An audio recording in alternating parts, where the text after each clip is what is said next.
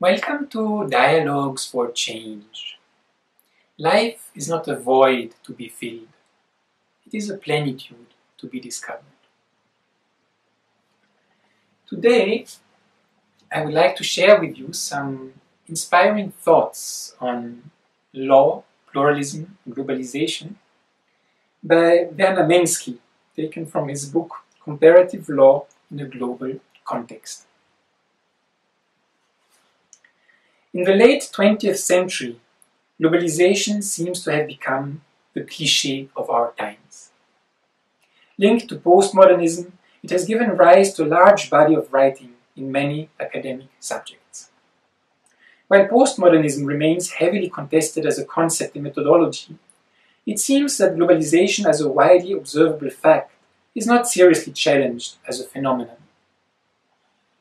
However, scholars argue vigorously about its consequences, and many debates focus on the role of the nation-state in newly conceived contexts of global interconnectedness.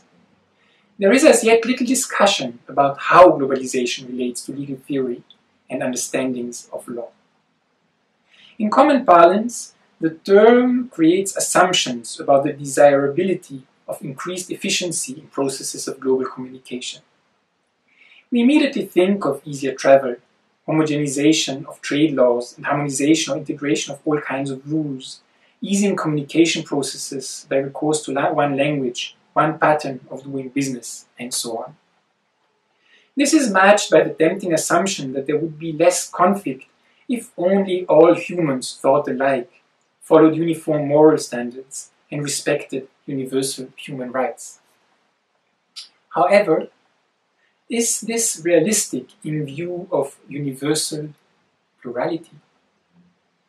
Much universalized thinking about globalization goes too far in its uncritical acceptance of the advantages of uniformization. It is rather unreal to expect that the whole world would ever follow one rule system, one language and culture, or one law. George Orwell's famous writings in Animal Farm and in 1984 castigated fake assertions of equality underpinning domination by elites. More recently, Legrand has noted that globalization of the world cannot change the reality of varied historical traditions. While global uniformity is an idealistic vision, it would not only be boring, taking away all the colorful differences of human existence, but also intrinsically repressive. For who should ultimately decide the criteria for an envisaged globally uniform system? Whose values, rules, and norms should be chosen to dominate the world?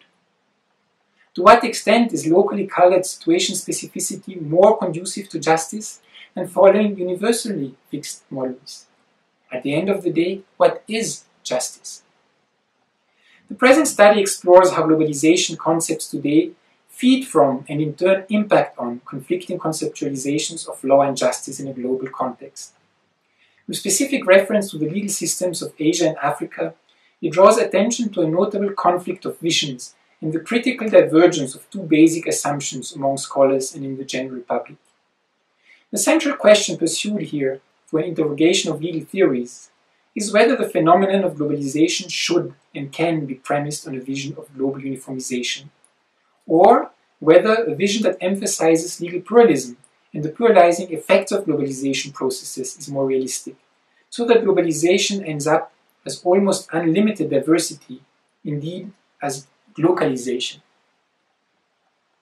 Given that the current world scenario points towards growing diversity of local solutions, despite the ongoing search for global unifications, this study argues that insisting on anti-pluralist unification visions may be misguided and quite dangerous for global peace and well-being.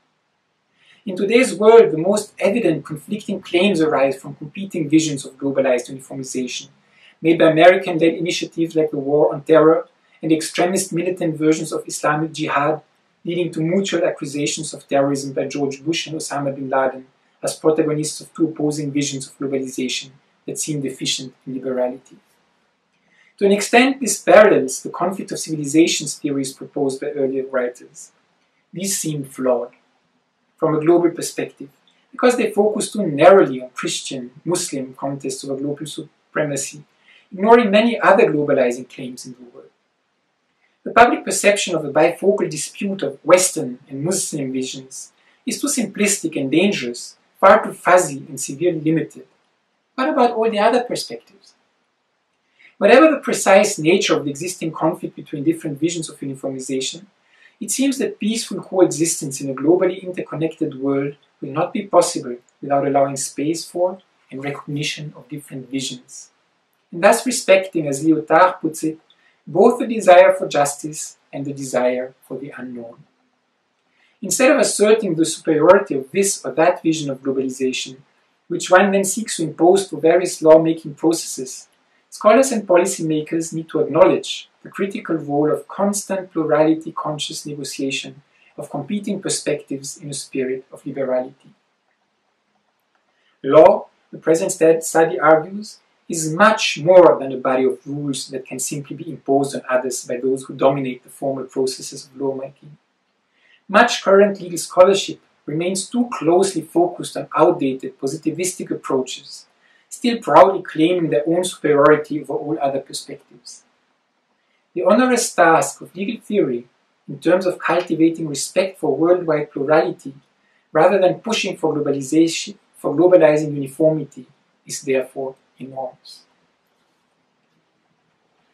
For all those who are interested in the questions of how to organize our living together in this globalized period, or localized period, I think it's really worth to have a look at this book by Werner Menski, who approaches comparative law not in terms of trying to take the best in order to unify and create a new uniform system, but to compare in order to understand differences, different points of views, and possibilities of dialogues between them. I hope that these few thoughts on the pluralist and dialogical approach to law and globalization have inspired you on this Monday, 13th of January 2014. Thank you.